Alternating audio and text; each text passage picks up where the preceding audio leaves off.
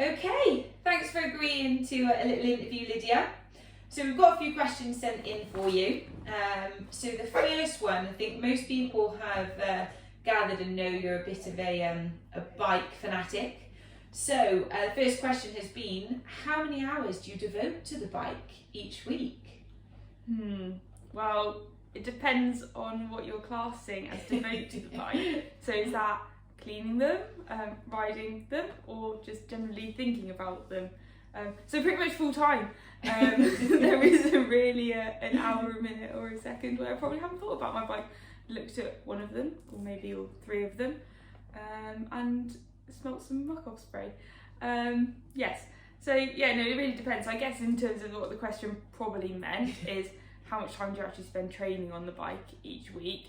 And that really depends.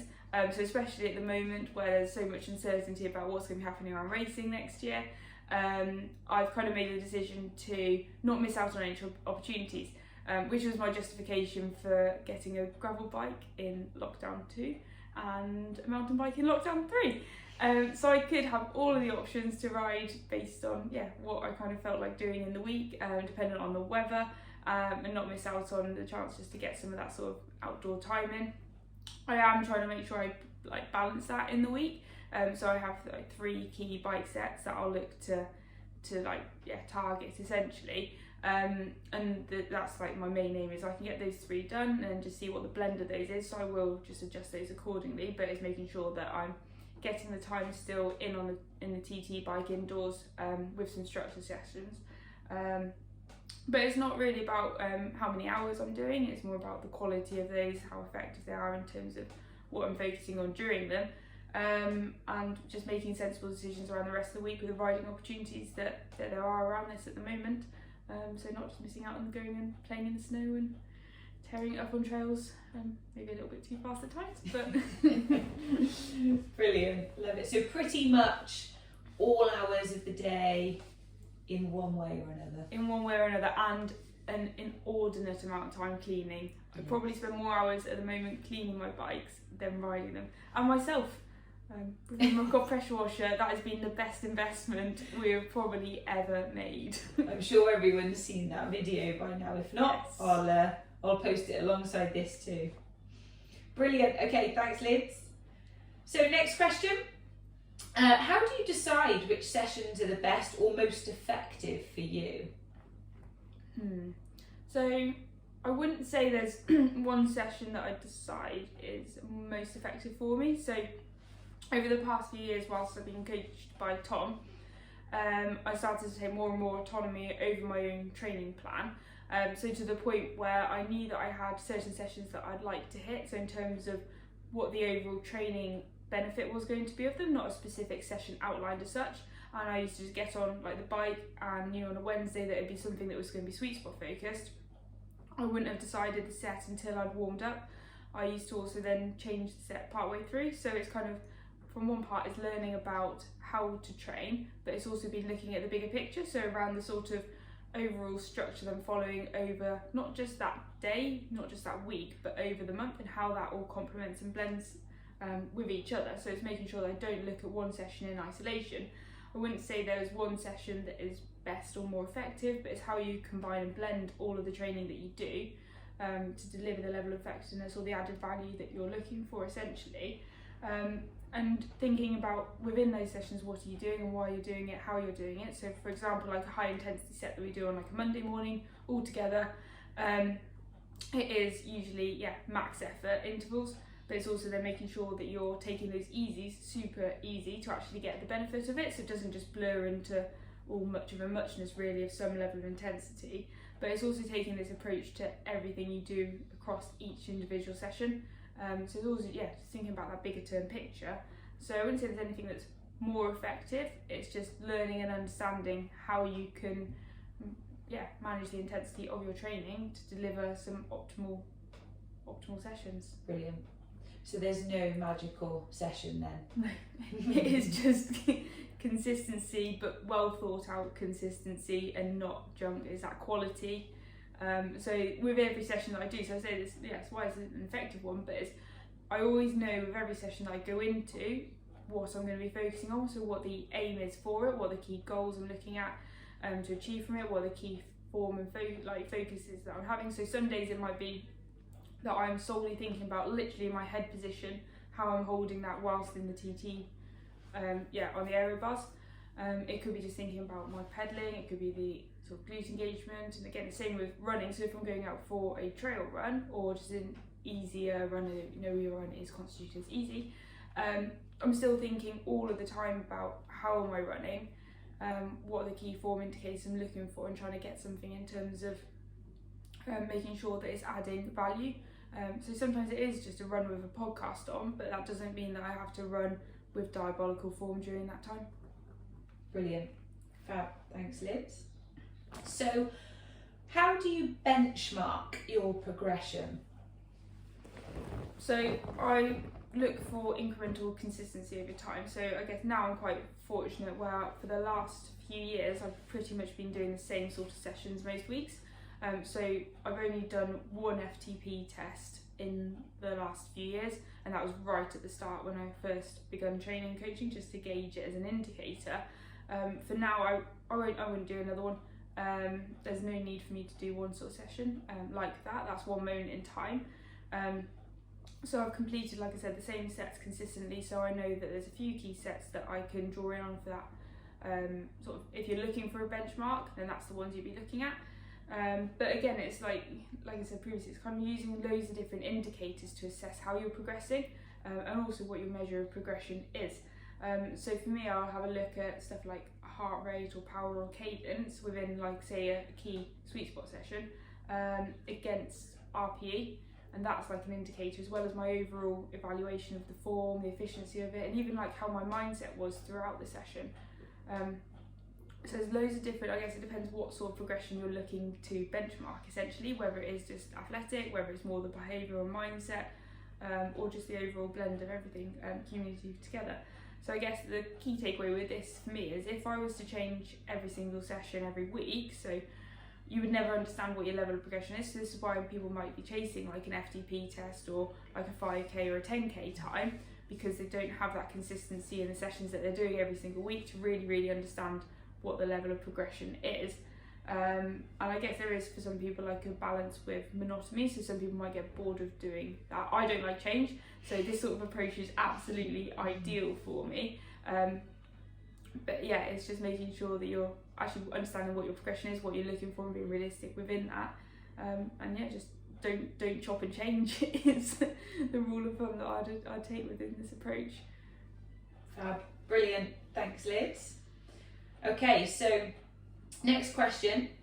Do you experience, and if you do, how do you deal with feelings of frustration, of lack of improvements when perhaps you feel you should be improving at a better rate or a quicker rate, or not improving at all? So I had to think a lot about this question. It was quite a tricky one to actually answer, because I was trying to think about whether I actually get a feeling of frustration around any sort of lack of improvement, or that I feel that I should be happening, and I don't feel, and I'm sure I can stand to be corrected, but I don't feel that I do. I think where I've had any sort of level of frustration has more been around sort of an insular moment of how I've executed a set, which again is like leading back to the previous question, where I've had to make sure that I'm making sort of dynamic decisions within the session, so I don't have that expectation on myself to execute it in a certain way. That's the only time I can really think I've had frustration. In terms of like lack of improvement, I don't feel like I've ever stopped and thought that I'm like plateauing or I'm not improving, because there's so many different ways you can look for like development. So there isn't really a way that you couldn't be progressing or seeing some form of improvement. It just depends on what your level of progression is or what you're looking for. And I think, like, from my perspective, I've been really clear on my goal setting, and so yeah, I do get the mick taken out of me a lot about it, but I have got like a good, quite a long document which contains a load of goals, and it doesn't come down to just things like I want to hit this amount this time or this power for this distance. It's around so many different athletic areas. Like I want to learn about more about like my bikes, or just so many different things. So there's always ways you can be progressing, or like from the mindset and behavioural perspective, which takes a lot of that's probably more where my coaching is around that sort of piece at the moment, is looking at how I can develop that aspect as well. So when there's so many areas to develop, I don't think there is a reason to be frustrated at any lack of improvements. It's kind of going back to, firstly, to that goal setting piece. So what are your goals? And we look at using the iterative process, so making sure it's like relative against your own potential and your start point. So are your goals aligned? Are they realistic in what you could achieve, and your expectations are managed within that? And it's also like, this is the long game, isn't it? So I've been coached by Tom for a good 2.5 years probably now. I know that I've got so many more years to keep going and to keep looking for progression. So it's at what point have you started to get frustrated? Have you like seen that initial I guess if you look at a graph, you'll see sort of exponential growth in terms of your progression levels, and this will start to plateau out. Have you started to get like a bit frustrated when you've hit that plateau point and you're kind of waiting, but it's like looking for the opportunity to keep chipping away? So just thinking about actually what you're doing over the long term. It's the weeks, not just the weeks and like months, it is years and years and years to actually consistently see that progression, and it incrementally becomes smaller over time. So it's thinking about that perspective as well. And I know that for a lot of people, like some aspects can be frustrating. So like the swim, I know is a very frustrating one. And again, it's one that I haven't necessarily been frustrated with, but I have made sure I've tried to do what I can to control my level of progression and rate progression within it. So when I'm looking back and thinking, right, how am I doing? Am I doing enough? It's going back and thinking, right, if you are feeling frustrated, what have I done to feel this level of frustration? So could I have put in a more focused tech swim? Have I just gone to the pool and splashed around for a bit, or has it been that sort of quality that I'm looking for in terms of execution? So I think there's just lots of it. I don't think you should ever feel any like you aren't improving unless you just generally aren't doing anything to work towards that level of improvement. But I think because there's so many different areas to focus on, it's why I probably haven't felt frustrated. It's just opportunity, and it's just a massive jigsaw puzzle to keep putting so many pieces together. Yeah, ace, brilliant, thanks so much. Do you have any recommendations on books or articles that you use to kind of help sort of develop your knowledge, your understanding of training? So any colouring in books. I've got to try and make use of my geography degree in some way, shape or form, so colouring in bikes. No, so I listen to a lot of podcasts. There's a bit of time in like the car, or just when you're kind of just doing odds and jobs really. I just have a few that I listen to, check in on what's going on, just to keep that sort of, it's that wider like student sport approach, I guess, really. I just listen to, pick up any things that are of interest there that I think are applicable to me.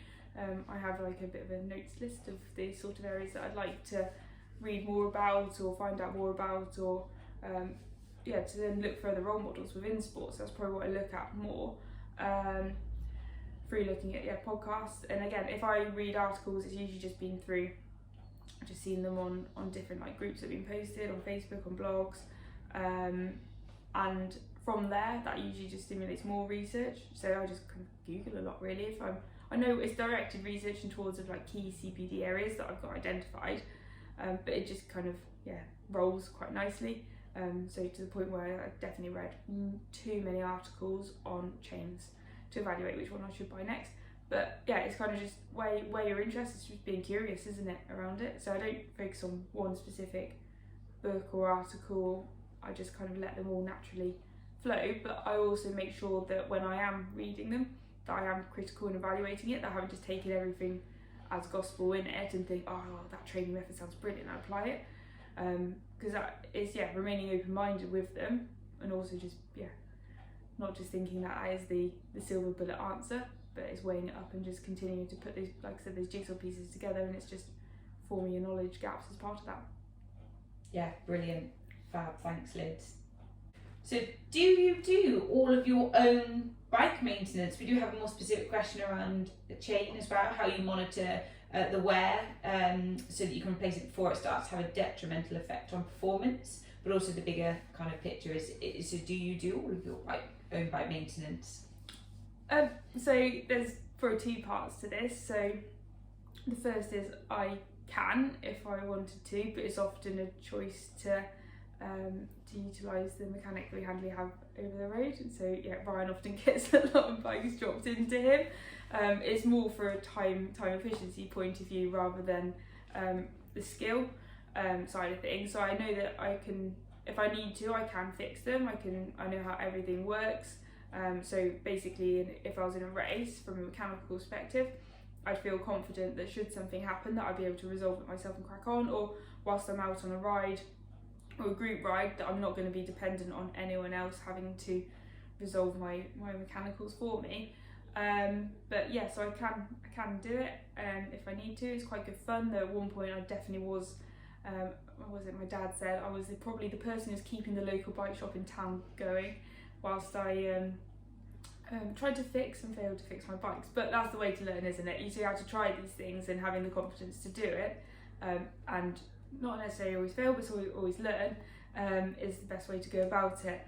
In terms of the chain wear question, so you can get a chain wear tool. I often find that they've got so dirty and grimy that I just buy a new one by this point.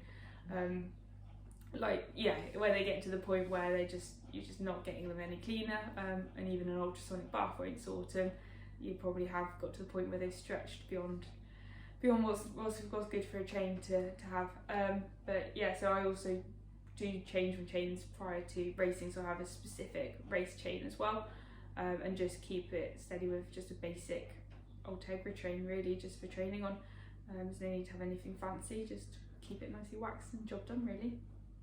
Ace, brilliant. Fab, thanks so much, Lids. They're all our questions.